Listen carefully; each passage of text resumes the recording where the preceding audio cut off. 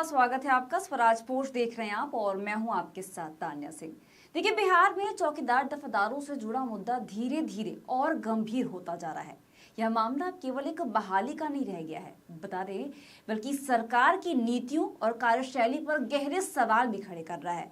देखिए, चौकीदार समाज का आरोप है कि सरकार ने उनके साथ वादा खिलाफी की है। उनका कहना है कि अगर उनकी वर्षों पुरानी मांगों को गंभीरता से नहीं सुना गया और जल्द समाधान नहीं निकाला गया तो वे राज्य सरकार के खिलाफ एक बड़ा आंदोलन खड़ा करेंगे।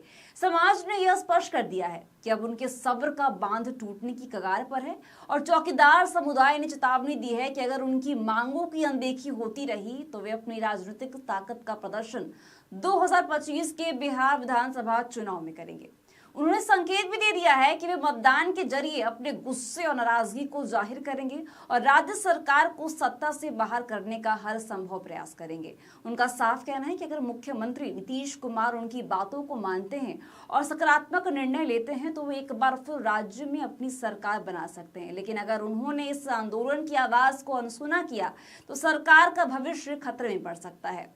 इस पूरे आंदोलन का मुख्य मुद्दा है बहाली का आदेश। चौकीदार समाज की मांग है कि सरकार जल्द से जल्द बहाली की प्रक्रिया शुरू करे और चौकीदारों की नियुक्ति को लेकर स्पष्ट आदेश जारी करे। उनका कहना है कि यह केवल एक नौकरी का मामला नहीं है, बल्कि सम्मान, पहचान और सामाजिक न्याय से जुड़ा विषय है। अगर सरकार बहाली के प्रावधान को लागू नहीं करती है तो चौकीदार समाज आंदोलन को और भी उग्र कर सकता है।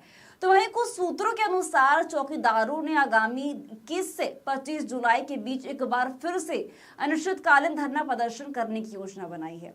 वे राजधानी पटना में इकट्ठा होकर सरकार के खिलाफ मोर्चा खोल सकते हैं और इस बार उनका इरादा सिर्फ प्रदर्शन करने का नहीं, बल्कि सरकार को कटघरे में खड़ा करने का है। उनका मानना है कि बार बार आश्वासन के बाद भी ठोस निर्णय नहीं लेना सरकार के नियम पर सवाल खड़े करता है। इस आंदोलन के पीछे चौकीदार समाज की नाराजगी ही नहीं बल्कि एकजुटता भी दिख रही है। गांव और जिलों से बड़ी संख्या में लोग राजधानी की ओर रुख कर रहे हैं। उनका मकसद है कि सरकार को यह एहसास कराया जाए कि यह कोई साधारण मुद्दा नहीं है।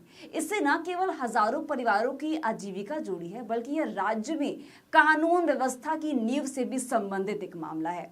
देखिए, कुल मिलाकर चौकीदार दफादारों का यह आंदोलन धीरे धीरे बिहार की राजनीति में एक बड़ा मुद्दा बनता जा रहा है। अगर सरकार समय रहते इस पर सकारात्मक कदम नहीं उठाती है तो इसका प्रभाव न केवल शासन पर पड़ेगा, बल्कि बता दें कि आगामी चुनावी समीकरणों को भी बदल सकता है। देखिए, सरकार के लिए चेतावनी की घंटी है कि जनता की आवाज को नजरअंदाज करना राजनीतिक रूप से महंगा पड़ सकता है। तो ऐसी अपडेट्स के लिए बने रहिए हमारे साथ। तो देखते रहिए स्वराज पोस्ट। दीजिएगा इजाजत। धन्यवाद।